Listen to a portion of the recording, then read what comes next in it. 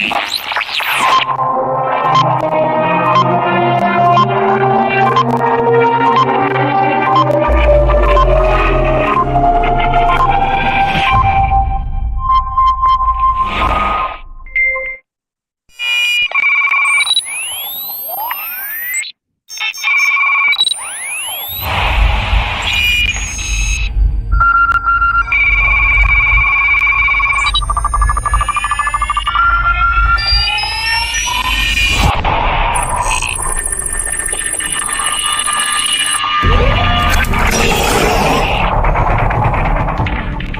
Viewers, welcome to the lavish lifestyle show. और आज हमारे साथ है renowned designer Meenakshi Wadhwa ma'am. मैं तहे दिल से स्वागत करना चाहूँगा मीनाक्षी वाधवा मैडम का। मैम, आपका हमारे शो में बहुत बहुत स्वागत है। Thank you sir. तो मैम, सबसे पहले मैं जानना चाहूँगा और हमारे व्यूअर्स भी जानना चाहेंगे कि आपका जो सफर था यहाँ तक का, वो कैसा रहा है? From last 16 years, I'm being in this field. I pursued my degree of interior designing from Kekewa College of Nasik.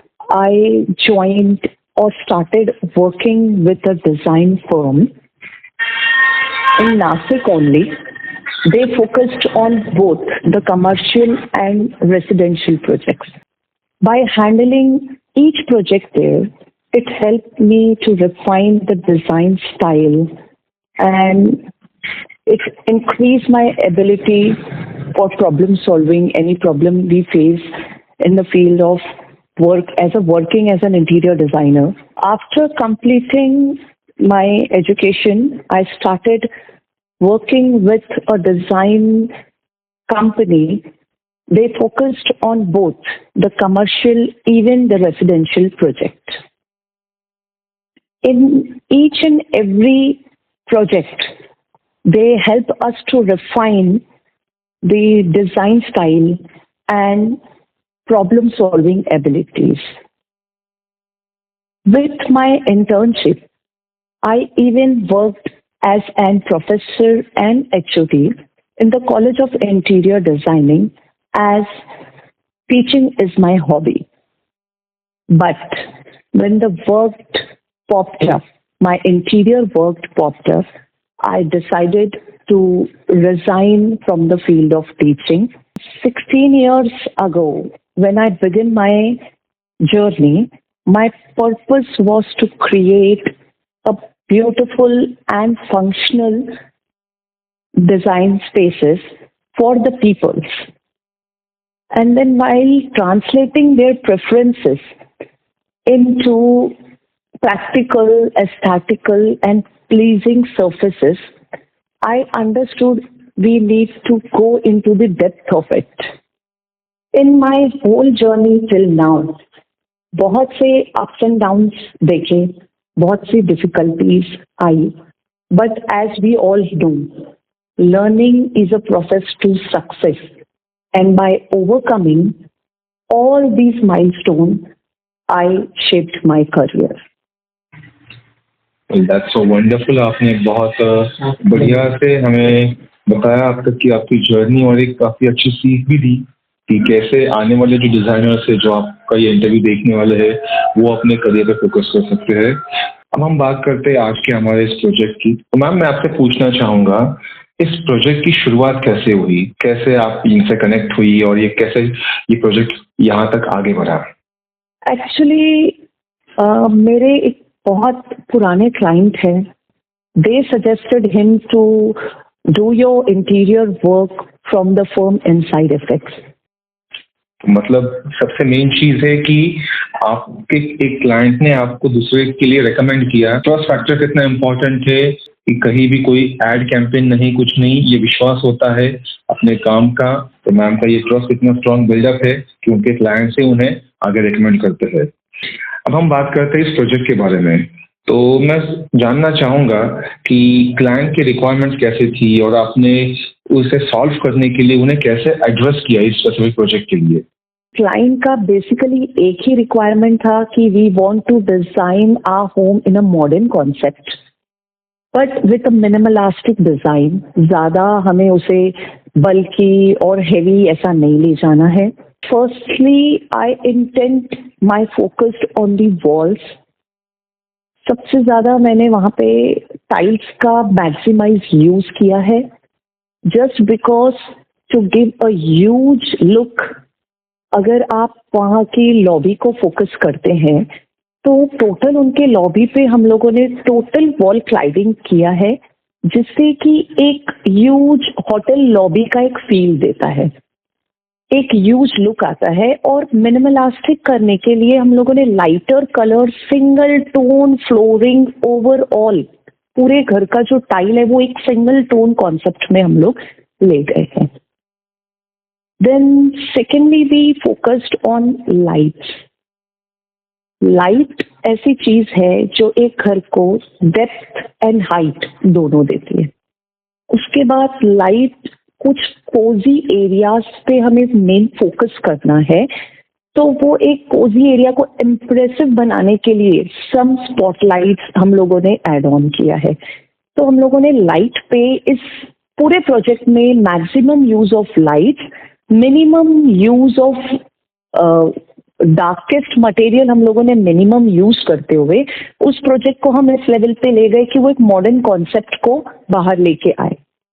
इसके अलावा अगर आप लिविंग रूम को फोकस करते हुए देखते हैं तो उनका जो टीवी यूनिट वगैरह है, टीवी यूनिट है, बेड बैक पैनलिंग है, तो वहां पे हम लोगों ने एक इंडियन केन का यूज किया है, जिसको हमने ग्लास से कवर कर दिया है ताकि वो उसको मेंटेनेंस नहीं हो। और केन यूज करने का पर्पज ऐसा था कि समवॉट उसमें ट्रेडिशनल मॉडर्न कॉन्सेप्ट को हम लोग मर्ज करके दिखा सके और पूरे लिविंग रूम को एक डिफरेंट लुक देने के लिए डिफरेंट कलर, कॉन्ट्रास्ट कलर के हम लोगों ने वहां सोफा सेटिंग्स ऐड किए गए।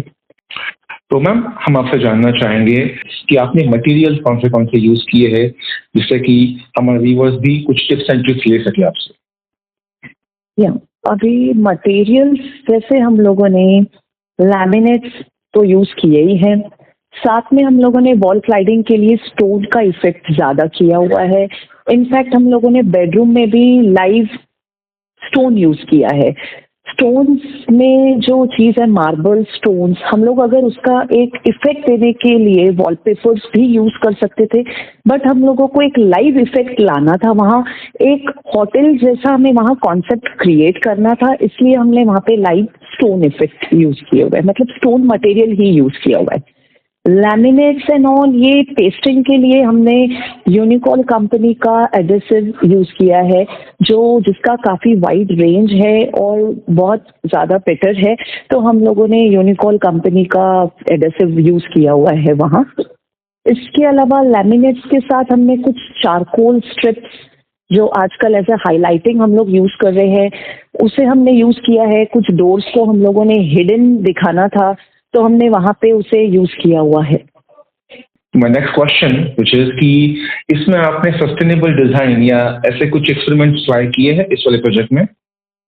जी, अभी सस्टेनेबल डिजाइन के इस पे आप ये कह सकते हैं हम लोगों ने वेंटिलेशन पे बहुत ज्यादा फोकस किया है, जस्ट बिकॉज ये जो एरिया था इस एरिया में वहाँ वेंटिलेशन हम लोग दे नहीं सकते थे, बिकॉज वॉल्स से वॉल टच रहती है जी। जिस एरिया में हमारा ये प्रोजेक्ट बना है तो वॉल्स कनेक्टेड है, each and every house are connected with each other, तो ये एरिया हमें काफी यूज मिला था। दैट्स वाई हम लोगों ने इसको बंगलो जैसा सब साइड से, जैसे लीगली हम लोग ओपन स्पेस देते हैं, ऐसा ओपन स्पेस रखते हुए, क्रॉस वेंटिलेशन को देते हुए, वो सब देने के बाद हम लोगों ने काफी ट्राई किया कि हम लोग डायरेक्शंस पे भी फोकस करें।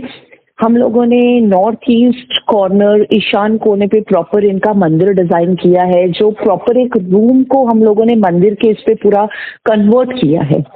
इसके अलावा इनका बेडरूम स्पेस साउथ वेस्ट, तो हर चीज में हम लोगों ने डायरेक्शन को देखते हुए, वेंटिलेशन को देखते हुए ये सारा आगे मैक्सिमम ट्राई किया है कि सस्टेनेबल डिजाइन तक हम लोग उसको ले जाए। इतना बढ़िया सा आपने ये प्रोजेक्ट डिजाइन किया हुआ है, इतने सारे उसमें मटेरियल्स यूज किए, टेक्निकल पॉइंट से आपने सोचा, सस्टेनेबिलिटी के पॉइंट से सोचा, तो इतना सब कुछ करने के बाद आपको इस प्रोजेक्ट से क्या हासिल हुआ? What's the conclusion?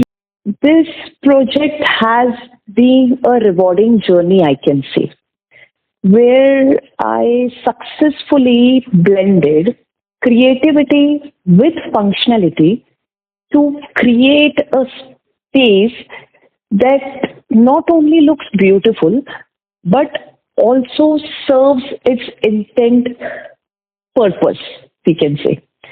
And through careful consideration of color palettes, furniture choices, lighting, and layout also, we make our project इस लेवल तक ले गए कि हमें जैसा उनका रिक्वायरमेंट था क्लाइंट का, उसे हमने प्रॉपरली फुलफिल करने की कोशिश की and they are happy with that. So that's, I can say, is a brilliant design, and thanks to Meenakshi ma'am जिन्होंने इतना बढ़िया से इस प्रोजेक्ट को एग्जीक्यूट किया और वक्त निकाल के हमारे साथ इसे शेयर भी किया. Thank you so much viewers. ये थे interior designer Meenakshi Wadhwa ma'am हमारे साथ लैविश लाइफस्टाइल शो के इस एपिसोड में. अगले एपिसोड मिलेंगे एक और बेहतरीन डिजाइनर और उनके बेहतरीन प्रोजेक्ट के साथ. तब तक के लिए थैंक यू सो मच.